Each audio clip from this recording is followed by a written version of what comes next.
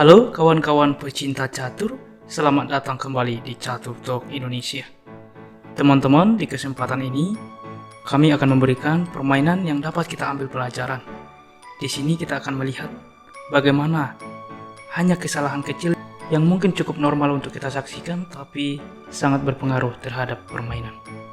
Oleh karena itu, di dalam partai ini kita akan menyaksikan permainan antara Istvan Bilek, yaitu Grandmaster hebat Hungaria, saat menghadapi pecatur kita, Arova Bakhtiar, yang berlangsung di Beverwijk, Belanda 1966. Penasaran bagaimana permainannya? Tetap di Catur Talk Indonesia.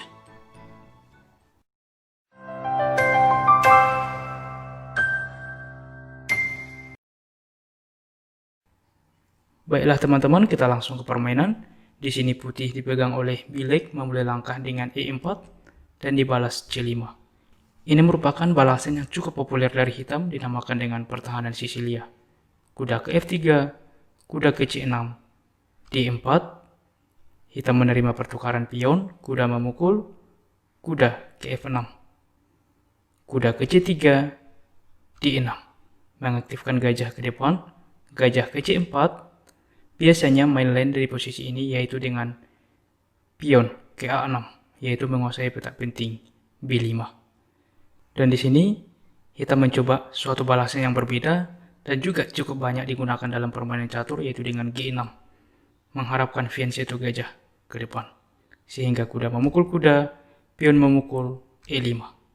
Lihat teman-teman, di dalam kesempatan ini sangat tidak baik pion memukul pion, karena menteri memukul menteri, maka hitam tidak dapat melakukan rokade nantinya.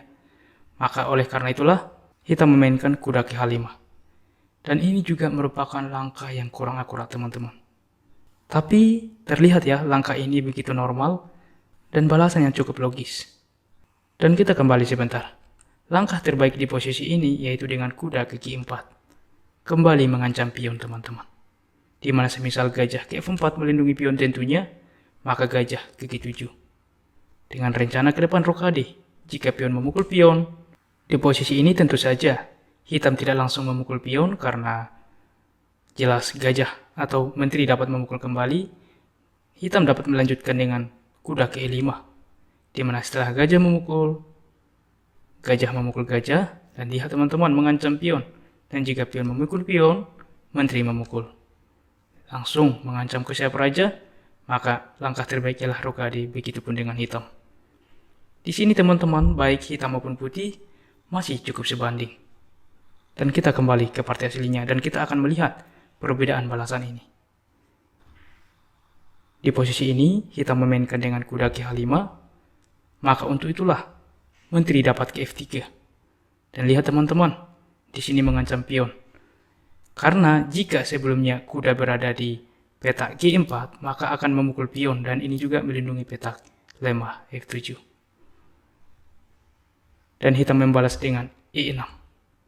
Merupakan balasan yang cukup logis.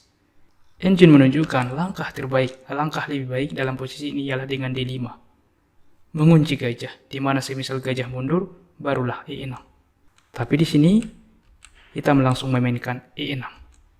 Sehingga pion memukul pion, menteri memukul, rokade sayap raja, dan mengancam menteri ke depan dengan benteng ke D1. Gajah ke G7, mungkin dengan rencana hitam memajukan pion dan langsung mengancam menteri ke depan. Benteng ke D1 sesuai rencana mengancam menteri, menteri ke C5 mengancam gajah, dan menteri ke D3. Ini adalah langkah kuat, ada ancaman skakmat ke depan dan juga sekaligus juga melindungi gajah. Sehingga menteri mundur ke E7, gajah ke G5. Lihat teman-teman, langkah yang cukup powerful dari putih.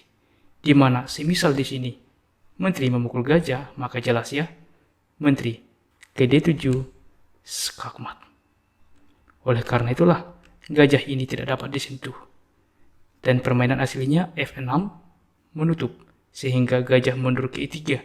Lagi-lagi ada ancaman yang sangat serius kepada hitam selanjutnya. Dan di posisi ini, apapun langkah dari hitam akan sama saja mengalami kekalahan. Tapi alangkah lebih baiknya yaitu dengan benteng ke D8. Mengancam menteri. Tentu saja menteri menukarkan diri Dan setelah raja memukul, benteng ke D1. Raja berpindah ke C7. Lihat teman-teman, di sini raja putih cukup aman dan dengan diskon gajah memukul pion. Jelas, di sini putih cukup unggul.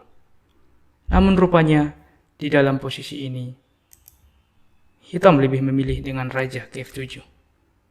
Maka tentu saja permainan dilanjutkan dengan menteri ke D7.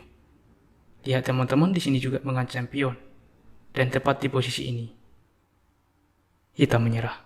Karena langkah terbaik ialah dengan menukarkan menteri dan setelah benteng memukul. Dan jelas, setelah apapun respon hitam, maka gajah juga akan hilang. Dan oleh karena itulah, hitam menyerah. Bagaimana teman-teman? Pelajaran yang cukup menarik untuk kita pelajari dalam bermain catur selanjutnya. Dan semoga permainan ini bermanfaat bagi kita semuanya. Baiklah teman-teman, seperti biasa di akhir permainan kita selalu memberikan puzzle sebagai bahan latihan bagi kita. Dan selamat menjawab di kolom komentar.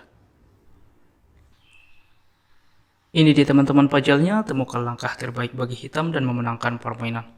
Tuliskan di kolom komentar dan kami akan memilih dan mengepin komentar Anda bagi yang benar, sehingga semua sahabat pecinta catur dapat melihatnya. Dan demikianlah permainan catur sederhana hari ini dari Catur Talk Indonesia. Dan jika kawan-kawan menyukai video catur seperti ini, mari kita support channel ini dengan cara like, komen, dan share teman-teman. Serta jangan lupa subscribe agar channel ini dapat bertumbuh dan berkembang menjadi lebih baik dan kami juga semakin bersemangat dalam membuat video-video catur selanjutnya. Salam Catur Talk Indonesia. Sampai jumpa di video berikutnya. Keep sharing and keep loving. Bye-bye.